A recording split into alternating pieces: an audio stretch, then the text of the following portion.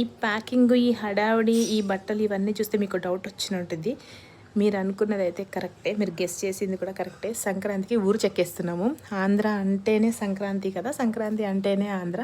వెళ్ళినంతసేపు బాగానే ఉంది. Ramoji film city దాటిన తర్వాత కష్టాలు స్టార్ట్ అయ్యాయి. చూడండి ఎంత ట్రాఫిక్ జామ్ అంటే చిట్యాల దగ్గర నుంచి స్టార్ట్ అయింది ట్రాఫిక్. 3-4 కిలోమీటర్స్ అయితే మొత్తం బ్లాక్ అయిపోయింది రోడ్డు. అసలు సబ్ రోడ్లో ఉన్నా కూడా సబ్ రోడ్ కూడా బ్లాక్ అయిపోయింది. మా ముందు అంబులెన్స్ ఎంత కష్టపడి వెళ్తున్నా కూడా అసలు అంబులెన్స్కి కూడా దారి ఇవ్వడం లేదు. సో చూడండి ఎంత పొడుగుందో ట్రాఫిక్. అసలు చాలా అంటే హైదరాబాద్ మొత్తం ఖాళీ అయిపోయింది ఆల్మోస్ట్.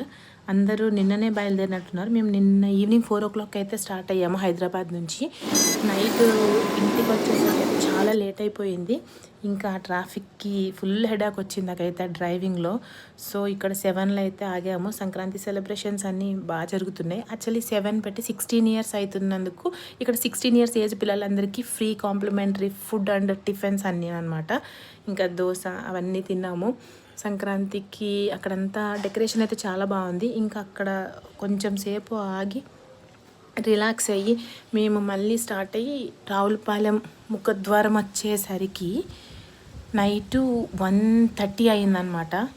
ఇంకా అక్కడ నుంచి కొంచెం మెల్లిగా అంటే ఒక 1-way రోడ్ అనమాట, సింగిల్ రోడ్డు. వచ్చేసరికి లేట్ అయింది, 2 o'clock అయింది. నైట్ పడుకొని మార్నింగ్ బ్యూటిఫుల్ కోనసీమ ఎంత